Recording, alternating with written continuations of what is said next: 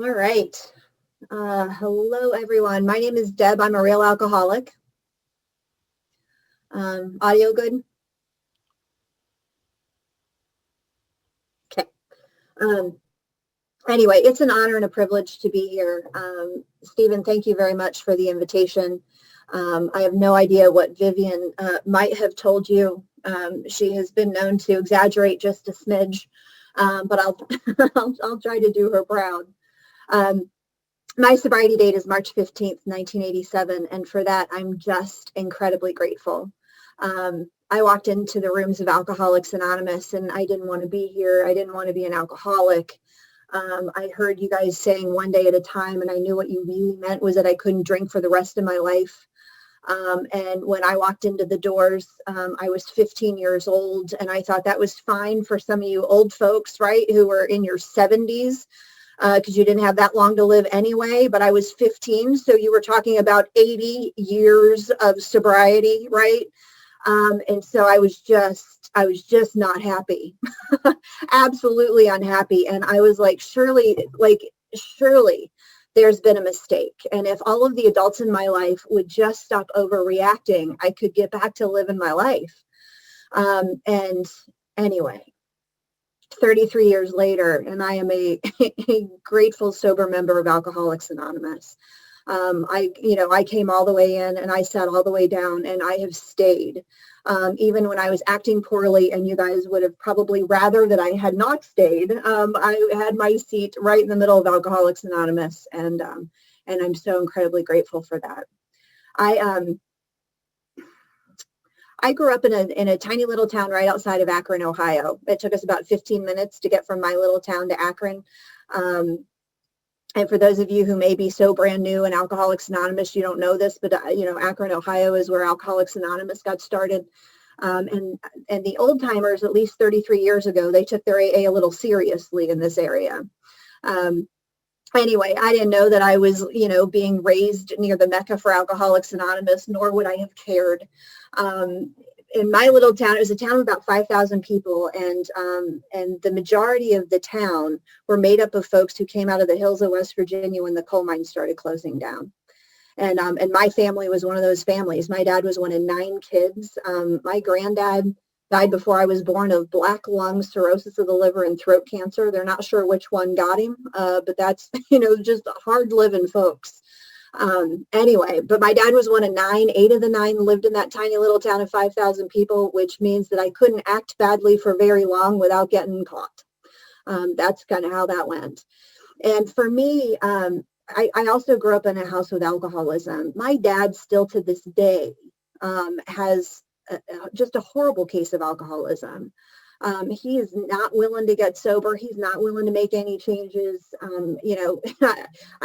told him once that he was alcoholic. I don't recommend that, but I told him once that he was alcoholic, and he just couldn't hear it. He just couldn't hear it. And I've met so many people in Alcoholics Anonymous just like him. They come in and they make a cameo appearance, and then they're back out the door again. Anyway, my dad's alcoholism, he's that guy he was really angry and violent when he was drinking, and he was really angry and violent when he wasn't drinking, right? I'm not sure which came first, right? The anger or the drinking, or if the drinking caused the anger and then he couldn't shake it, who knows? But what I experienced is that when I was a little kid, I could do the exact same thing today that I did yesterday, and yesterday it was fine, and today it wasn't okay for some reason. Like, I didn't know what right was. I didn't know how to act to stay out of a jam. I didn't know. I just didn't know. It was just really, really unpredictable. And so I was living my life on high alert. I mean, even as a little kid, right? There's pictures of me when I'm a little kid, and I got my shoulders attached to my ears, and my little hands are balled up in fists. My hair's in ponytails, but I am ready. Because when you're growing up in that kind of alcoholism, man, it's just important to stay on your toes. And so I was living life on my toes and just trying to figure out how to do this thing. And what I really wanted to understand is I wanted to understand what that stuff was in those dark little bottles that was so important to my dad. That was my experience when I'm a little kid. I'm like, what is in there that is so important? And it was really important to my dad that he drink them every single day. And it was really important to my mom that he never have another one. And, so there was constant conflict in my house. And when I would ask questions about it, what I was told is that stuff's for adults and you don't need to worry about it. And anyway, but I was worried about it because I was like, what do you mean don't worry about it? Like, it's running everything. I mean, it's literally running everything, right? I don't know what that stuff is, but it's super important.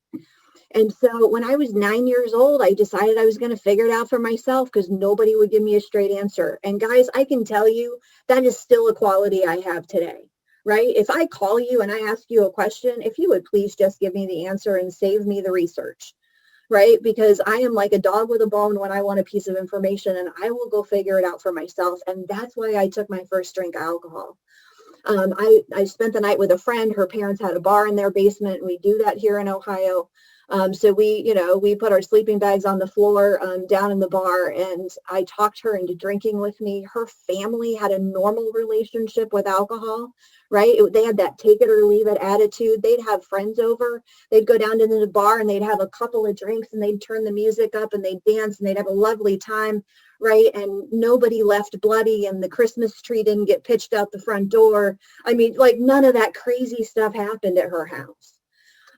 Anyway, so I had to talk her into drinking with me, to her, just wasn't that big of a deal. And we just started picking bottles off the bar. We'd take the caps off and see if we could get past the smell to take a swig. And somehow I got past enough of the smells to get enough of it in me to where that night I felt the effect produced by alcohol for the very first time. And guys, I freaking loved it. I loved the effect produced by alcohol because what it did for me is really clear. It gave me freedom from fear for the very first time. Guys, I came off a high alert. Like, my little hands let loose, my shoulders came all the way off my ears, and I exhaled for the first time. I was 9, and I needed the relief provided by drunkenness. And I just fell in love. Right? And so I made a decision that next day, even though I came to and I was sick and I was not sure what happened. And it was, it was a thing. And we were already trying to figure out how to cover up what we'd been doing the night before. That whole, even though all of that was messy, the effect produced by alcohol made such an impression on me that I decided that I was going to drink as much of that stuff as often as I could. And that was that. And so that's what I did. I reassessed every relationship in my life. If you increased my access to alcohol, you came into my inner circle, right? If you came from a bunch of teetotalers and there's no way I was getting booze hanging out with you, like, I'd hang out with you in school if it was really important, but that was going to be it, right? Because I had business to tend to. And so anyway, so I rearranged all of my social contacts and I just set about, I dedicated all of my free time to going and finding booze, squirreling it away, and then figuring out a way to drink it and try to avoid the consequences. And I got really good at it. Right? And I was not a daily drinker in elementary school. I just wasn't that good at it yet. Not because I didn't want to drink every day in elementary school, because indeed I did. The effect produced by alcohol was pretty significant for me. But what I can tell you is that by the time I was a sophomore in high school, I was literally drinking every day. Literally was drinking the clock round. I had booze stashed all over that town. I had it hidden in places. I forgot where it was hidden. I mean, I literally I just drank every single day. And if I couldn't get enough to drink, I would go into physical withdrawals. I was really, really sick and I got there really fast. I ended up, I'm not going to spend a lot of time talking about my drinking because frankly, none of it was any fun. And there aren't any really great stories to tell, right? I was too young to drive a car, so there were no DUIs or wrecked cars. I was too young to hold a job, so there wasn't any, no, angry bosses or expense accounts ruined. I didn't even get to go to jail. Right? I mean, my consequences were just so different than those of the people in the rooms when I walked into Alcoholics Anonymous. They were just different. Not that they weren't significant, but they were different. because I was a fairly cute young girl who could not get through a day without drinking. And there's in that tiny little town, there's the right side of the tracks and the wrong side of the tracks, right? In all little railroad towns, there's always a right side and a wrong side of the tracks. And our house that I grew up in, I was on the first block on the right side of the tracks, which meant that I could see the wrong side of the tracks, right? We were considered on the right side, although I don't know that we actually got those chops. But I knew, like, my mom would point out and she would say, don't ever go over there without me. You know, one of those, do you understand me, young lady? Yes, Mom, I understand. But what that meant was that when I reached a point where I needed to get more to drink because it just took more, I needed to make some associations with some folks who were on the wrong side of the tracks.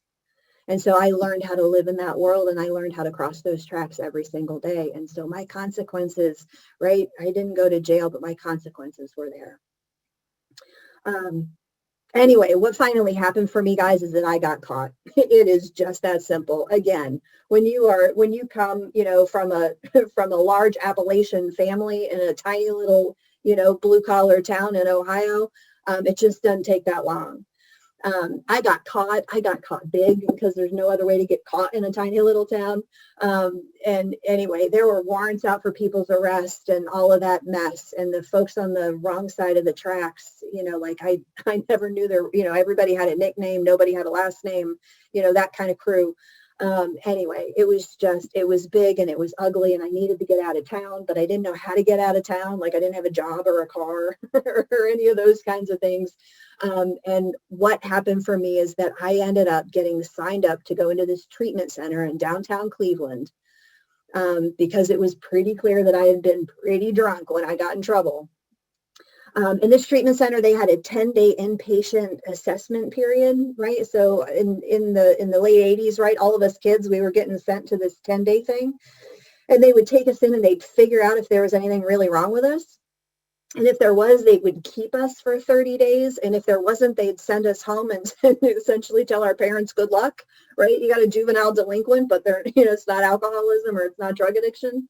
And so I had an appointment to enter this 10-day inpatient adolescent assessment program. And it was to begin on the Saturday after Thanksgiving in 1986. And the problem with that was that my appointment to enter that facility was 2 weeks after I got in big trouble. Now, I don't know about you, but if you know somebody's going to take your booze away in 2 weeks, you got a lot to do, right? There's a lot of ground to cover. There's a lot to figure out, right? Because I am really good at running scams and sneaking out and like sliding in the window right before curfew or right before the alarm goes off. Like I've got some skills, right? And so I am just sure that when I go into this hospital, right, to make all of these adults happy who are overreacting, that I'm going to be in there a day or two tops and I'm going to figure out how to get out of this place. Right. And then I find out that the adolescent unit is on the top floor of this hospital and they lock it. And I was like, like really lock it or just kind of lock it? And they said, it's really locked. And I was like, oh no. Because in my mind, right, I could go to this thing, I could slip out, I could take just a little something to drink, right? And just to knock the edge off and I could get back in there before the counselors got in the morning, right? I had no idea what I was in for, but I was already trying to figure it out, right? I was always trying to figure it out. And anyway, I find out that I'm going onto this locked unit, that there's no getting out of there. And what that means is that I'm actually going to be physically sober, like all the way sober, not just partially sober on my way to get the drink to stop the shakes, but like all the way seriously sober. And guys, I don't do sober. I don't do sober. I can't be sober and comfortable at the same time. When I am sober, it is just a constant merry-go-round of all of the stuff that's been happening in my life, of all the stuff that's been happening to me, of all of the stuff that I've been doing, of all the places that I've gone and people that I've met. And it's just a constant merry-go-round of shame-producing memories. and I don't want to be sober. I'm just not interested. Anyway, so I decided I'm going to drink myself to death, because to me, that is right. That is the only reasonable path forward. And so I went and I got as much booze as I could get, and I hadn't been eating much anyway. And I just proceeded to go on a run, unlike any run I had been on, and literally tried to drink myself to death. I came to in that treatment center on the Monday after Thanksgiving, even though I had gotten there on Saturday. They didn't believe that adolescents were real alcoholics, so they didn't put me through a medical detox. They just put me in a room and tossed me a set of pajamas and let me shake it out. And it took me 10 days to become constitutionally capable to do things like, sit upright, participate in one of their stupid little lectures or groups or whatever, and keep, oatmeal down. I was a pretty sick kid. And I got to tell you, I have a sister. My sister, her name is Diane. She is not quite 2 years older than I am. And when we were growing up, my mom used to dress us like twins. I mean, we still to this day, we resemble each other very strongly. I was always a little big for my age. She was a little, anyway, we were always about the same size, even though I was younger. Anyway, and she and I drank. I did not do drugs. She did drugs. She did not drink. That's the way there was no conflict of interest between us. And she and I were something. We were something. I always had her back. She always had my back. Like, I had never been apart from my sister for 10 whole days. None of that, right? We were surviving alcoholism together. Anyway, so on the 10th day, I had also during that 2-day blackout that I was in when I got to that treatment center, I didn't tell them the story that I had concocted that was going to minimize my drinking, right? Because they knew that I was drinking, obviously, or I wouldn't have been headed to this hospital, but they didn't really need to know how much or how often or with who, right? Like, all of that was made up, right? And I came up with something that I thought would be plausible and acceptable and would get me released from there in 10 days flat. But what I told them while I was in that 2-day blackout was the truth. Or some semblance of it, right? So when I came to, my little chart had alcoholic stamped right on the front of it. And they had already decided 2 days in that I was headed down for the 30-day inpatient stay. Anyway, they had asked my sister, she and I had never been apart for 10 days before. So they asked my sister, my mom did, hey, do you want to go visit Deb, right? Like, they're going to keep her for 30 more days. And my sister's like, well, heck yeah, of course she wants to come visit me. I mean, I'm her person, right? She's my person. And what they didn't tell my sister is that apparently during that 2 days, I had also shared a little too much about what my sister had been up to. And so they called my mom. They said, yeah, you got another one. Let us get this first one through the 10 days and then bring in the other one. And so they tricked my sister into that exact same treatment center, and she was not happy, not happy. So I go downstairs, she enters the upstairs, right? They toss her own set of pajamas. The door closes and locks behind her, and she tore the place apart. So I get downstairs and they call a code and all the counselors go running back upstairs, and I grabbed one of them. I said, what's going on? And they said, your sister's here. And I was like, what do you mean my sister's here? And they're like, she's upstairs. And I was like, oh, that's not good. She's not gonna be happy. She's not gonna be happy. Anyway, 10 days later, here comes my sister, right? And I was so happy to see her, because I am now sober 20 days against my will. 20 days against my will, right? And I just ran up to her and I went to hug her, and she just looked at me and she said, don't go to sleep.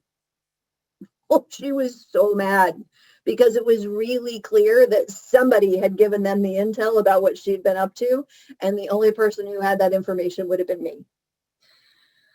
Oh, so my sister and I spend the next, my last 20 days in this treatment center, right, doing this dance where I'm trying to get her to forgive me, and she's not forgiving me, and she keeps threatening to, take my life at any, just high drama, right? I'm 15, I'm sober against my will, it's high drama time. And that's just how that's happening. And here's the thing, it was an incredible distraction too, because I didn't want to be sober. I really didn't want to be sober. Guys, I was sober against my will. I just needed a freaking drink.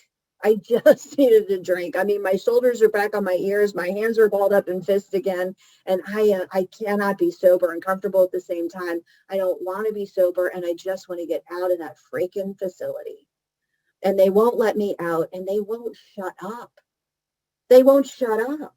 And I was like, people just stop talking.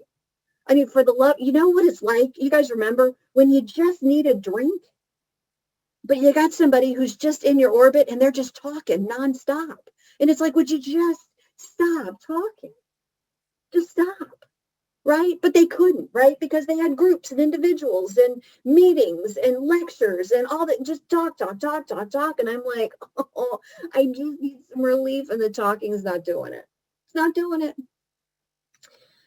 Anyway, when you say things like that out loud in the middle of a treatment center, they determine that you're not a good risk for getting out of there. Anyway, so I end up doing my time in that treatment center. They let me out of there, not because they thought I was going to stay sober, because I was pretty clear with them that I wasn't, but because the insurance ran out. And so they had to spring me.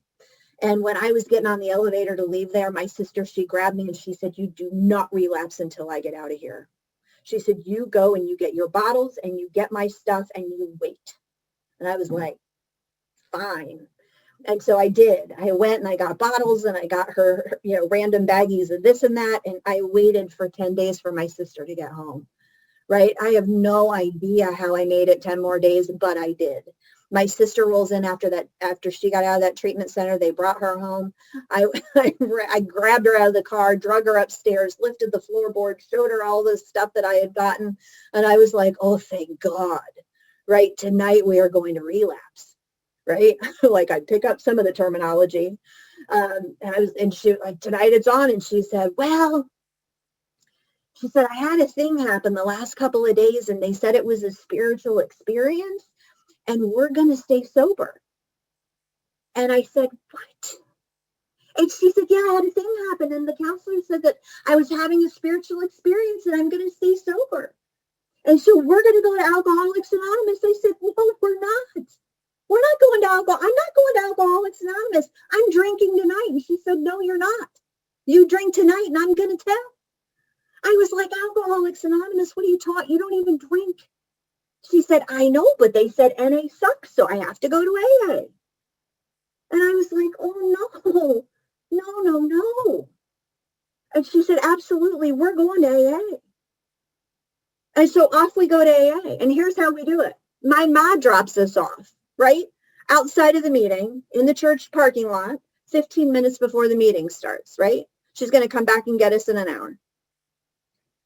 We stay outside long enough to be late, right? We're out there, we're, chit-chatting and bumming. I don't even smoke when I get to AA, but I learn, right? I'm bumming cigarettes and whatnot, and I'm late walking into every single meeting of Alcoholics Anonymous. And all the meetings 33 years ago, they're in church basements. Most of them had concrete floors and metal folding chairs, which I just loved because if you drag a metal folding chair across a concrete floor, it makes a lot of noise. And it is so disruptive. And I just loved it. I did. I loved it. I didn't want to be in your stupid AA meeting. And for some reason, I decided that it was your fault because you were sitting in the AA meeting. And so I was just going to punish the room, right? I didn't even like coffee at the time, guys, but I was 3 cups at every meeting. I mean, up, down, up, down, up, down. I was just busy. I was busy in meetings of Alcoholics Anonymous. And I'm bumming, we still smoked in meetings, right? So I'm bumming cigarettes from people. I mean, I'm just always moving, right? I'm not listening to the speaker. I'm not listening to the comments. I'm not doing any of that, right? The president of Alcoholics Anonymous at the time, his name was Max Shadburn. I don't know if you guys remember him. His name was Max Shadburn. He had been sober since Christ was a child, and he had Alcoholics Anonymous in that little town. He had it locked down.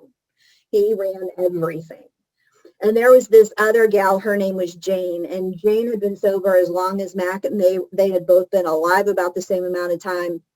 And Jane, when she would get to the meeting, they would holler out and they'd say, Jane's here, right? She had her own parking place right by the back stairs. And 4 newcomers would grab this wooden high back chair and they would take the chair out car side and they would load Jane in it. And they would carry her down the stairs and across the room and they would put her right in her spot right by the podium. Right? She had this lovely white hair that she wore pulled back in the soft little bun. She smoked cigarettes on an extender. She got the only crystal ashtray in the whole place, right? The rest of us are using those metal jobs, right? Where when you put out cigarette butts, the bottoms get wobbly. I mean, and it's a great job to tell newcomers, like, you're on ashtray duty, because those things are never coming clean. I mean, you can be washing ashtrays for hours after an AA meeting and they're not coming clean. But so Jane, anyway, she's got the crystal ashtray and the cigarette on the extender, and she's up front and Mac's in back, and the two of them run Alcoholics Anonymous. And I'm walking in late, and I'm scooting chairs, and I'm up and down, and I'm talking, not constructively as part of the meeting, mind you, right? And I'm having side conversations and smoking cigarette, and I'm slipping out early because I'm not raised in church. I don't know how to pray, and I'm not getting in your circle. Not going to happen. And one night, I am sneaking out. It was in March. I'm now sober a couple of months, again, completely against my will. I am sneaking out of the meeting early, and I am sliding down the wall to my right, looking to my left, trying to find my sister in the crowd to remind her, hey, it's time for us to go, right? And I bumped into something. And I turned and I looked to see what I bumped into, and Mac had gotten out of his seat, and he was standing in the exit door with his arms crossed like this, and he's looking at me over top of these little reading glasses that he used to wear on the end of his nose. He just looked at me and he said, "Get in the circle." And then he used his finger and he went, and I was like, oh no, I'm busted. So I went and I got in the circle. And as soon as the prayer was over, I went to leave the room, and Mac had not gotten in the circle. And I went to leave, and I couldn't get past him. And he just looked at me and he said, "Are you alcoholic?" And I gave him the only answer that I had at the time, and it was this. The best 15-year-old shoulder shrug I could find. And he said, "Can you control your drinking?" And again, same answer. And he reached in his pocket and he took out a $5 bill and he said, "Here's $5, go find out. We are tired of you treating Alcoholics Anonymous like a joke." And and he said, "Go try to control your drinking. If it doesn't work, you get back here. If it does work, I never want to see you again." And I went and I found my sister and I'm like, "Go get your $5, man. We are out of here." Right? Like, I'm thinking this is a thing. Like, somebody with some authority has finally given me permission to go drink, and I am freaking ecstatic. So I was going to have 3 shots and 2 beers. To me, that's very moderate drinking, right? It's very moderate drinking, because here's the thing. Guys, I had learned my lesson, right? I had learned my lesson. I'd been sober for like 4.5 months against my will. Of course, I was drinking a little too much. I should not cross the tracks. I shouldn't hang out with those people. I shouldn't drink straight from the neck of the bottle and drink the entire bottle, right? Okay, I get it, right? I need to do that a little bit differently. So I'm going to have 3 shots and 2 beers. I just got to get the freaking edge off, right? I just needed a minute. And so I have my 3 shots and 2 beers, and I drink them real fast because I'm going for the effect, because why else would you drink that stuff? Right? And the effect comes, but it doesn't come all the way. And my shoulders start to come off my ears, but they don't finish. And so I just have 1 more shot and 1 more beer and 1 more shot and 1 more beer. And guys, I am bodily and mentally different from my fellows. I just am. What I experienced that night against my will was the phenomena of craving that developed in me, and I could no longer control how much I was going to drink. And the reality is that had been my truth for a long time, but I had never tried to control it. I knew that I was always going to drink the whole bottle. I knew that I was always going to put my back against the wall and slide down and try to be as small as I could so that I could stay out of the jackpot. I knew that that was going to happen over and over and over. But I honestly thought if I just tried to do it different, maybe I could pull it off. And the next morning I come to, and I'm filthy, and I'm crawling my way out of a blackout. You guys remember that? Crawling your way out of a blackout? Like, waking up and I'd keep my eyes closed so that I could hear what was going on around me to try to figure out where I was and if I was safe. And I'm crawling my way out of a blackout, and I make it to the bathroom. And for some reason, I look at myself square on in the mirror, which I hadn't done in years. And I'm filthy, and I'm sick, and I'm black and blue, and I have no idea what happened the night before. And I hear two things. One thing is I heard Max Shadburn, and he said, if it doesn't work, you get back here. And the other thing I heard was the truth slipping through, and it sounded like this. You will always drink just like this. And so I walked back into a meeting of Alcoholics Anonymous that night. It was March 15th, 1987. I got there on time. I sat in the middle. I only had one cup of coffee. I bummed all of my cigarettes before the meeting started. And I got in your stupid circle. And as soon as the prayer was over, I went to leave that room, and guess who was standing in the doorway again? Mac. And he just looked at me over top of those little glasses again, and he said, well, did you get a sponsor? And I just went. And he just went, right, back in the room with you. And I walked up to every woman in that room, and I said, will you sponsor me? And every woman in that room said, oh, no. Oh, honey, oh, no. And so I went to leave, and Mac was still standing in the doorway, and he said, well, who's your sponsor? And I said, no one in here will sponsor me. He said, that's a lie. I said, I'm not asking her. Back, guess where he was sending me, right? Up to Jane. And so I had to go, and I had to stand on a line, which I'm not a big fan of, right? Because I'm real self-centered, and I don't like a line. But I had to stand on a line to wait my turn to talk to Jane. And she's sitting there, smoking her cigarettes on her extender and drinking coffee and having lovely chat with people. And I wait until it's my turn. And here's the thing. I had never, ever talked to Jane, right? Because she's that old timer who remembers really important things about all the members of Alcoholics Anonymous. Like if you had a job interview, she would remember to ask you about it. Right? If you had dinner at your kid's house on Sunday and it was the first time in 10 years, she would remember to ask you how dinner went. Right? She was just that person who had a genuine interest in other humans. I completely avoided her because I was like, oh my God, I knew she could see through people. And why was I going to stand that close to somebody who could see right through me? It just wasn't going to happen. Right? And so I get up to talk to Jane, right? It's my turn. And I just looked down at her and I said, will you sponsor me? And she just took a long drag off that cigarette extender and she blew it out. And she said, oh, honey, why should I? And I can tell you the only thing I had to offer was where to shove that cigarette extender. That's all I got, right? That's it. That's all I brought. But instead of saying that, what came out of my mouth was, because I need to be sober and I don't know how. And I was like, oh my God, who said that? And she said, well, I guess you'll be doing some things differently now, won't you? Right? And she gave me the list, right? I don't know if you got the list, but it's the list of everything you're no longer going to be doing that's harmful and the list of everything you're now going to be doing.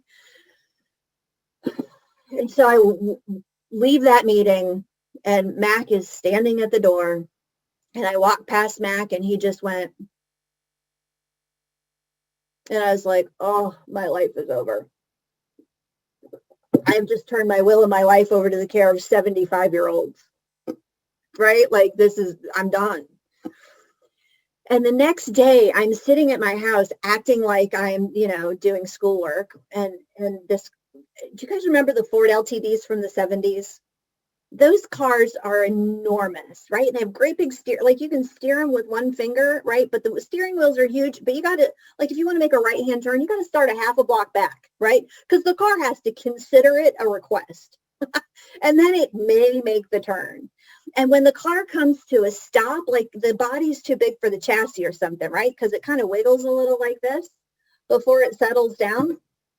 One of these cars comes floating in my driveway, right? This old beat up maroon Ford LTD, 1970 some model. And my mom said, who's that? I said, I'll go find out. So I went outside and I knocked on the window, and there's two old guys sitting in the front seat of this car, and they're drinking coffee, smoking cigarettes, listening to country music, and they're laughing about something. And they roll down the window, and I said, can I help you? And they said, Jane sent us, get in the car. And I was like, no. I said, I'm completely sober. I'm completely sober. I went to a meeting of Alcoholics Anonymous last night. I don't need to go to a meeting of Alcoholics Anonymous tonight. And it was as if I hadn't said anything. They just said, Jane sent us, get in the car. And I went in the house and I said, Ma, AA's here. She said, okay, honey, have fun. And I was like, what is happening right now? So I went and I got in the back seat of this Ford LTD, and I'm here to tell you, you can fit 12 newcomers in the back seat of a Ford LTD. You really can, right? So I'm sitting in the back seat of this car, and off we go to this meeting, and we get there, and we're the first people to arrive, right? Because apparently it's their task to teach me how to set up a meeting of Alcoholics Anonymous, right? Because that's rocket science, you understand, right? Because if the chairs aren't just so, some old timer is going to come in and there's not going to be a chair and it's just going to be bedlam, right? And you got to learn how to make coffee that bad, right? Heaven forbid I should just read the can and follow the, no. There's no measuring anything. You just dump it in until it looks right, right? But so they teach me how to set up a meeting of Alcoholics Anonymous. I suffer the meeting. After the meeting's over, they teach me how to clean up a meeting of Alcoholics Anonymous, right? We finally get in the car and we pull out of the driveway and they turn to the right. And I said, fellas, I don't know exactly where I am, but I'm pretty sure I live that way. And again, it was as if I hadn't said anything. Because here's the thing. 33 years ago in Northeast Ohio, you didn't get to just go to a meeting of Alcoholics Anonymous and go home. You had to go to the meeting of Alcoholics Anonymous, and then you had to go to the freaking donut shop. And you know what you do at the donut shop? You smoke cigarettes, you drink fully caffeinated coffee, you eat powdered donuts, and you talk about everything you just talked about at the meeting of Alcoholics Anonymous. Except when they repeat things, they do it a little slower and a little louder if there's a newcomer at the table, because they're pretty sure that we're stupid. That's how that goes, right? And so off we go to this donut shop.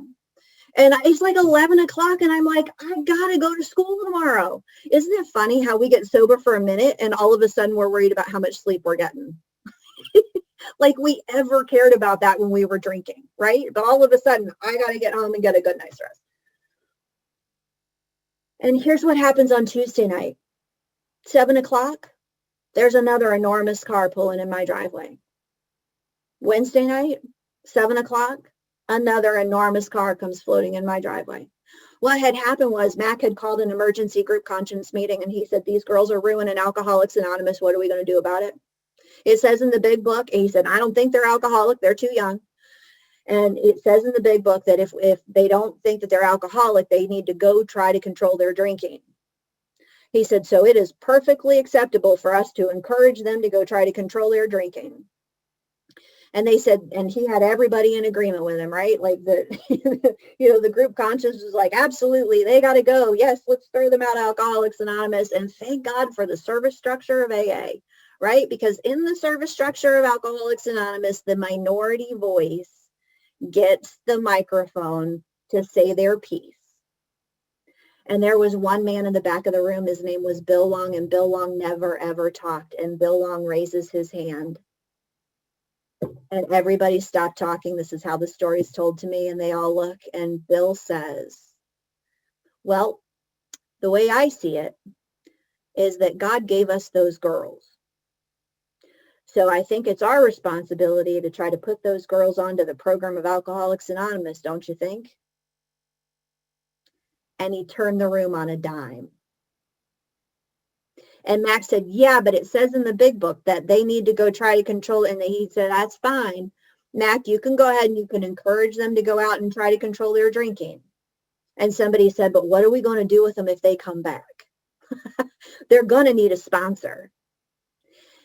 And one of the other guys sitting in that room, he said, I have a feeling these girls are pretty badly damaged, and the only people that are going to have a shot at them are us old folks with white hair. I have a feeling it's us old folks that are going to have to take these girls on. And they looked at Jane. And Jane said, I don't have the energy to sponsor those girls. And they said, Jane, if you take them on, we'll all help. And so I had a Monday crew, a Tuesday crew, a Wednesday crew, a Thursday crew, a Friday crew, Saturday crew, and a Sunday crew. They took the 12 steps of Alcoholics Anonymous and they divided up responsibility for all of them, right? I had a ride to a meeting every single night and a ride to another stupid donut shop after the meeting. And guys, they just showed up. And they just sat in the driveway and waited for me to get in the car night after night after night.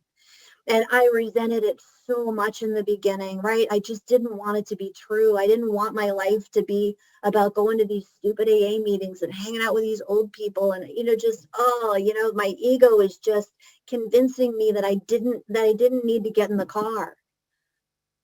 And what I can tell you is that the consistency and the love that drives members of Alcoholics Anonymous won me over.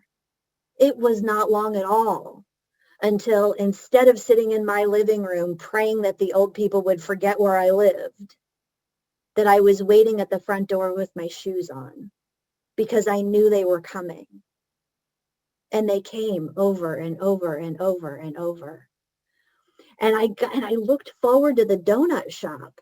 Guys, I got sober in donut shops across Northeast Ohio, not in meetings of Alcoholics Anonymous. Right? Because at the donut shop, that's where the real stuff happens, right?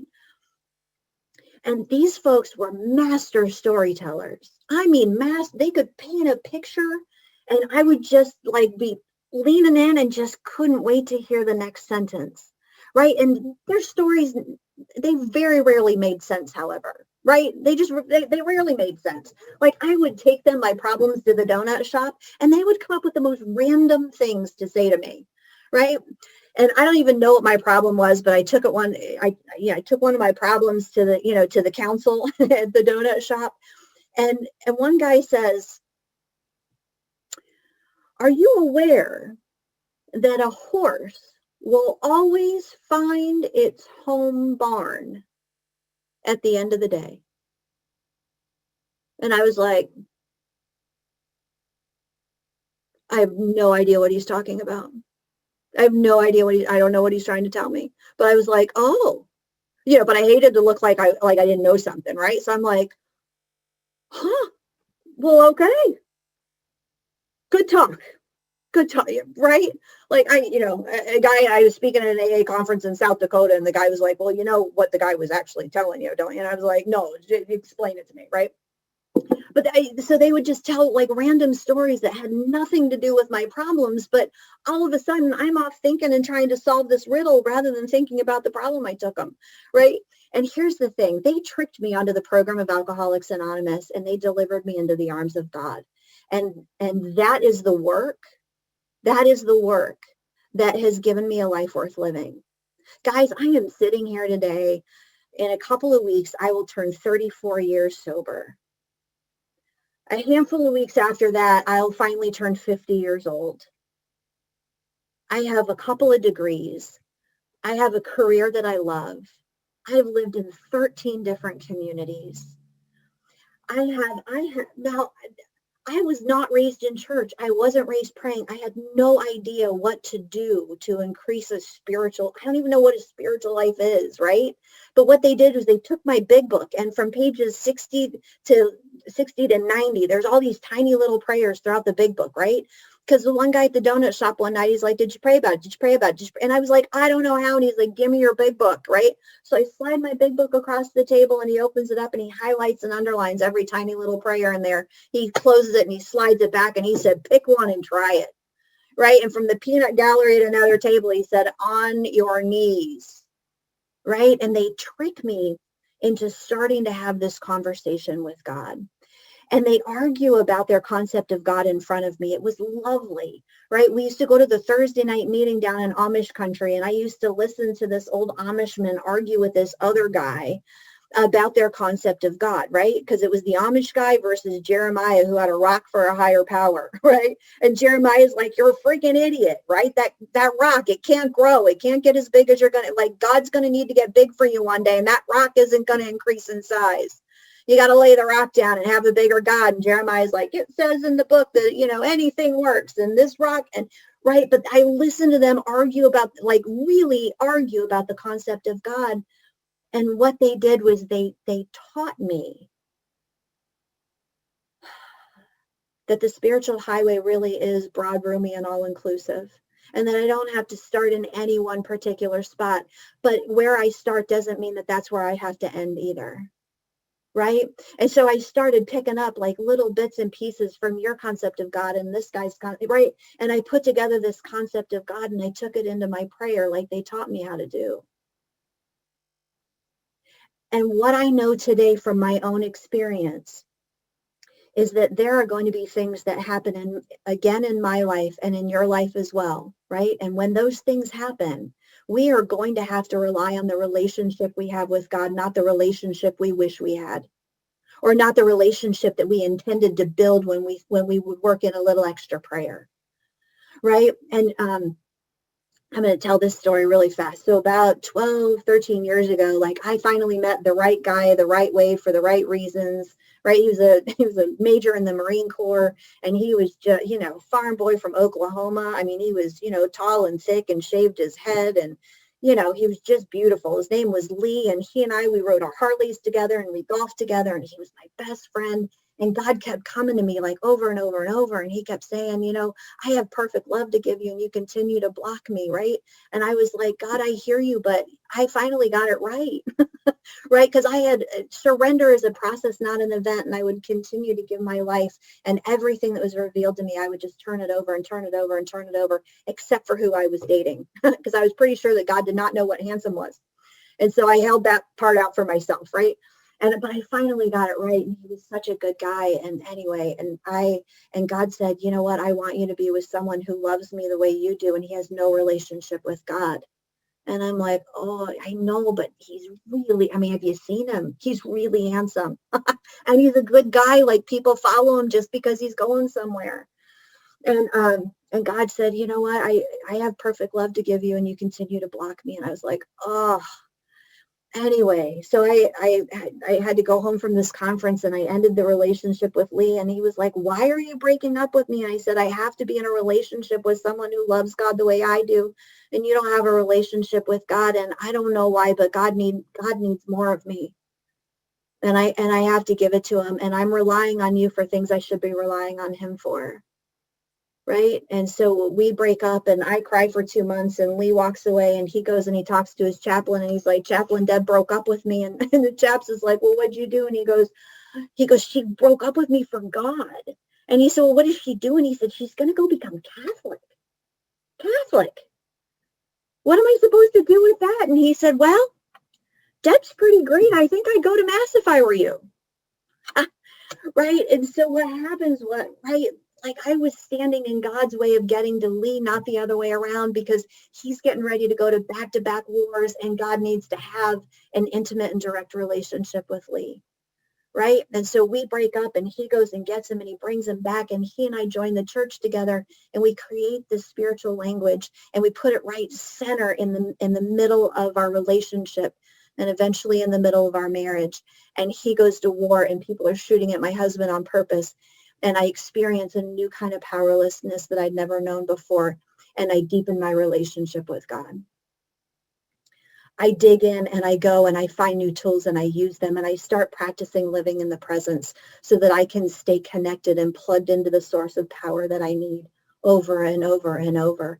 And when I lay down at night, and he's in Iraq or he's in Afghanistan, and I just pray, and I say, God, will you please hold me, because I'm scared.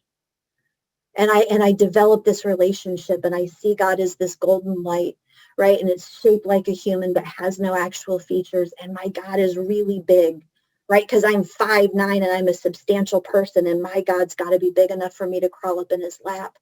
and God becomes my best friend. And Lee comes home from the first war, and he comes home from the second war. And it takes us a while, but we work really hard and we bring him all the way home from war, right? Because it takes time now, right? On multiple war deployments, like I don't know how to be the wife to the guy who's coming home after that, right? And so I pray my way through it. And we then pray our way through it. And he comes all the way home.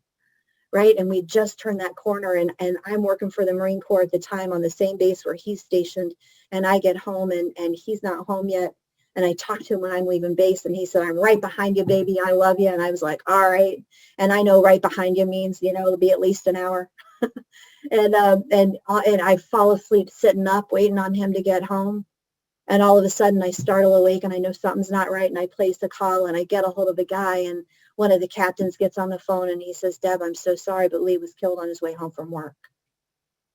Right. And I can see the lights, and they're less than a mile away, and I can see them right down the hill. And I'm standing in my kitchen. And because I took the third step in a really meaningful way, and I struck a deal with God, and I said, all right, here's the deal, God. Right? I believe that you exist. I believe that you love me. I believe that you have my best interest at heart. And I'm going to let you in. I'm going to partner with you so that you inform every corner of my life. And then I practice being in that relationship that way. And I'm holding this phone and I find out that this just happened. And a prayer begins in me. I don't start to pray. A prayer begins in me because God knows that I need to be connected to him. And what I say is, God, I can't do this. And God just wraps me up from behind, right? Like a lover wraps up their beloved. And he says, I'm here. And I said, God, I can't breathe. And he said, I'm here. Right? No promises, no that this didn't happen or any of that, right? None of that. He just says, I'm here. And guys, that was 12 years ago. And I can tell you, I grieved out loud. I went to meetings of Alcoholics Anonymous. I continued to sponsor people. There were people in my house from AA, from the Marine Corps, and from our Catholic Church community all at the same time.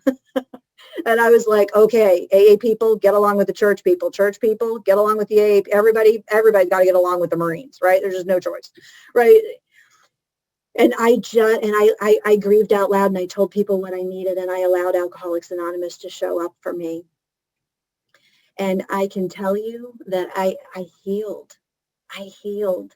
And when I did not know how to move through that grief, right? I had old timers sitting around my table, and they said, Deb, it is okay to be angry with God. This is a big deal. It's okay to just be angry with God. And I said, but God's my best friend. Like, there's got to be another way, right? There's got to be another way. I know what happens when I put the anger in the middle of relationships. There's got to be another way.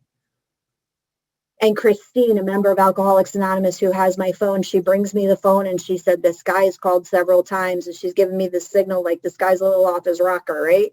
And I said, who is it? And she said, it's Walter from Houston, right? And Walter is one of my messengers from God, right? Walter is that guy who will meditate on my behalf. And then he'll call me to tell me what was revealed to him, right? Because he practices two-way prayer. And Walter gets on the phone and he said, darling, he said, I'm so sorry. Walter's an old Vietnam era Marine, right? And he said, darling, he said, I'm so sorry. I love you. I said, I love you too, Walter. And he said, I was just meditating and God told me to call you right now and tell you that there are things that happen in this world that break his heart, and he will be grieving alongside you, and you are to rest in his arms. And I was like, oh my God, that's the other way. That's the other way. I don't have to walk away from him in order to walk through. I just have to continue to take his hand and walk with. And at night, he's still going to wrap me up.